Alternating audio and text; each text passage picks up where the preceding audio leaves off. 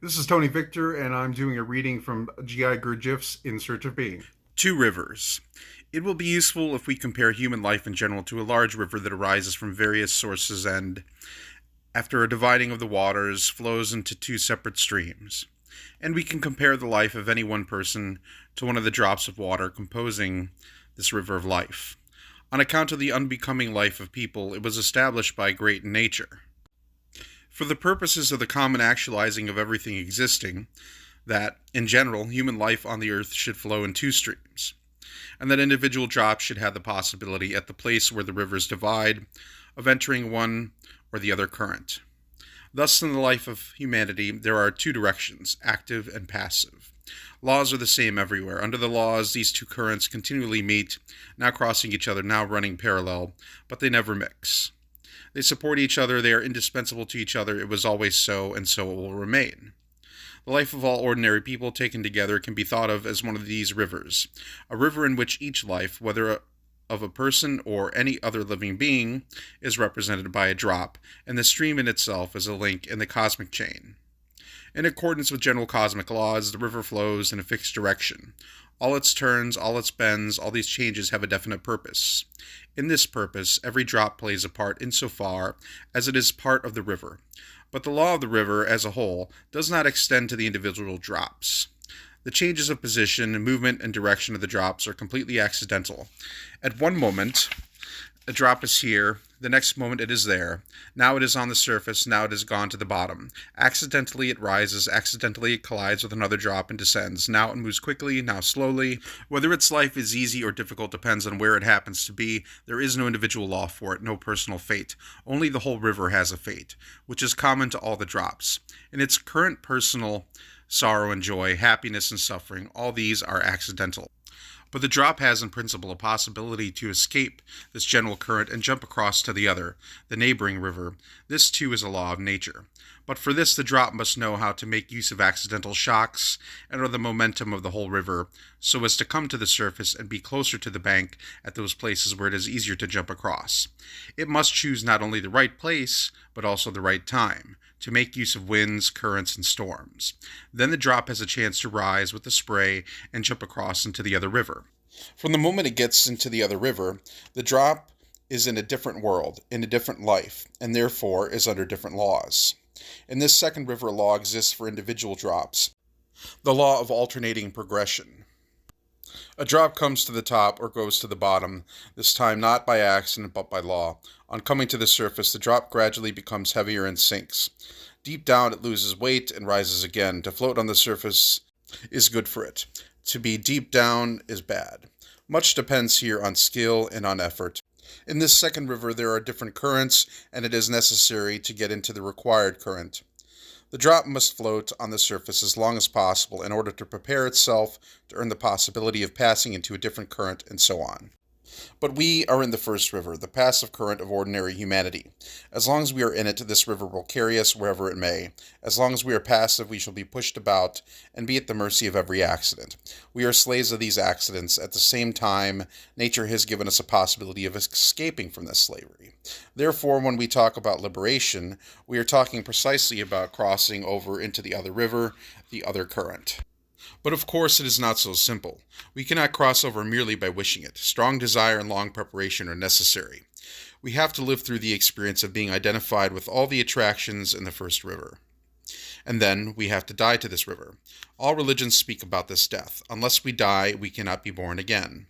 This does not mean physical death. From that demise there is no necessity to rise again, because if there is a soul and it is immortal, it can get along without the body, the loss of which we call death. And the reason for rising again is not in order to appear before the Lord God on the day of judgment, as the fathers of the church teach us. No.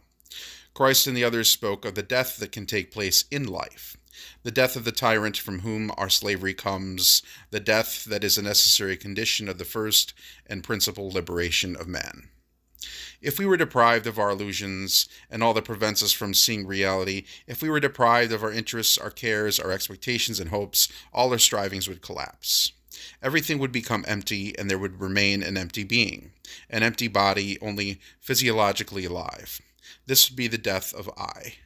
The death of everything it consisted of, the destruction of everything false collected through ignorance or inexperience, all this would remain in us merely as material, but subject to selection.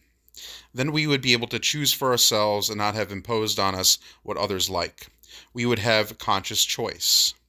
The question about two rivers refers to essence, as do all real things. The possibility of crossing to the second river depends on desire, a strong wish of a very special kind, wishing with essence, not with personality.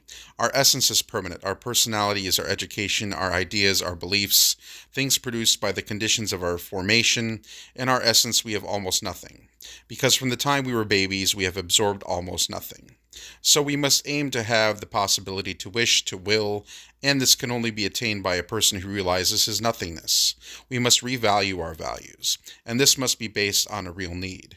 One cannot do this revaluation by oneself alone. Each of us must decide, is the way necessary for me or not?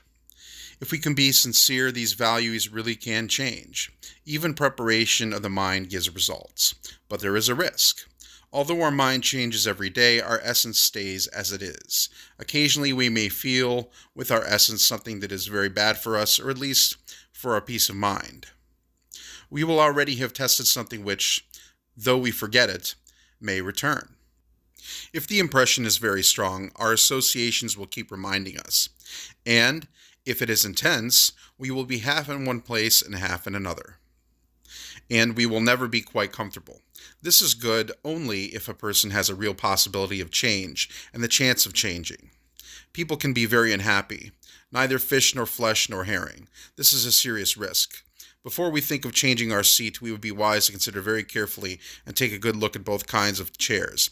Happy is a person who sits in his ordinary chair. 1,000 times happier is a person who sits in the chair of the angels, but miserable is the one who has no chair.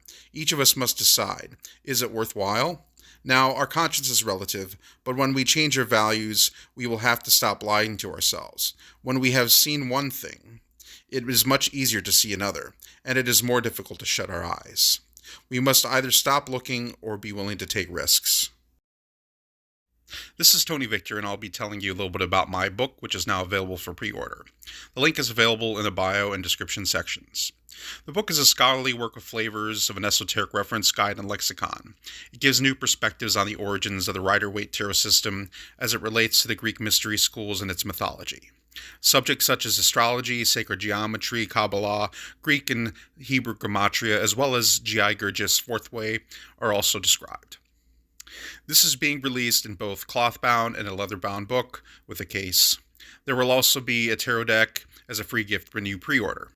The book took nearly a full decade to produce and is more like a piece of art than literature. I have no current plans to release it as a paperback and want only those that appreciate true wisdom to have this book. I hope you too agree that real knowledge should be preserved. You're not pre-ordering a book, you're reserving your copy of a decade's worth of intense study and research, and to me that is nearly priceless. Thanks for listening. Please check out my book on KundaliniQuicksilver.com. Click the link at the top of the page. It'll take you directly to the project, and there you can pre-order the book. Also check out my TikTok at Kundalini Quicksilver and Instagram and YouTube at Quicksilver Astrology.